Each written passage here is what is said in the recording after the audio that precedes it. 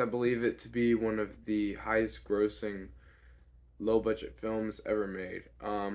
And like with all good movies, there's a lot of, dialogue as to what the meaning and the lessons of the film are. And I want to push back on a certain aspect of the narrative around this film in regards to the protagonist, antagonist, the main character, which would be Bear. The common reading of the film that I've heard is that Bear is a quote unquote villain. And when I inquire further into what they mean by Bear is the villain, I'm often told that his action of, he caused the curse. He did the one wish will. I wish that Nikki loved me more than anyone else in the whole world. And that is what I am told is the primary cause of his villainship. And I would push back heavily on him being the villain because of the wish. Uh, the main reason being he had no foreknowledge that the wish would work. He had no inclination. He had no reason to be inclined to think that the wish would work. It'd be like if I went and bought a one wish will and wished for that and broke it. Would I be sinning? That's a complicated answer to which we will revisit later. But would I be doing any great wrong? Would I be doing anything villainous? Would I be doing anything evil? Most people, I think, would say no. So why do we presume that the universe in which Bear is acting is so different from ours? Why do we presume, like, there's no evidence that the One Wish will would have worked? Uh, they live in a universe where the One Wish will it does work. Besides the fact that it's a film, Bear, he was shocked when it worked. He hoped to God that it didn't work, and later tried to reverse the curse, which we'll get to later.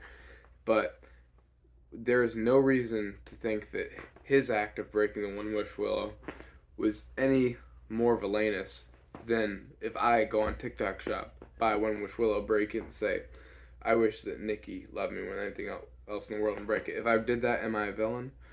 I think the answer is absolutely not. I think that Bear is flawed, absolutely, but I do not believe him to be a villain.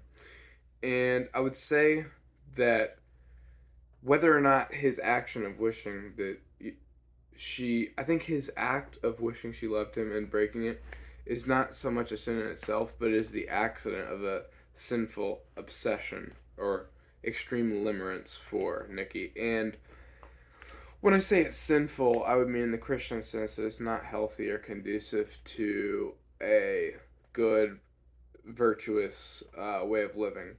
So, what I'm trying to say is not that Bear is some evil, malicious person who's obsessed with this girl. Look how bad he is. No, but I'm saying that's not a healthy obsession.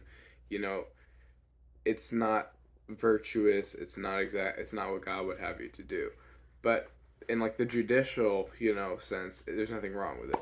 We've all been limerent before. Limerence is something that we've all struggled with, at least for the most part, on varying degrees.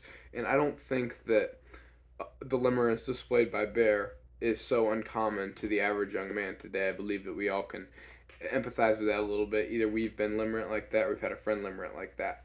But the action, the breaking the wish, that was an accident of his limerence, but it wasn't a wrong action in and of itself. Unless you want to say, participation in occultism is wrong, which I would say yes, but on a more liberal, degree, on a more liberal approach, it's not. So I would say that that element needs to be pushed back on. Bear is not the villain, but more so somebody who experienced the accident of misplaced emotion and passion.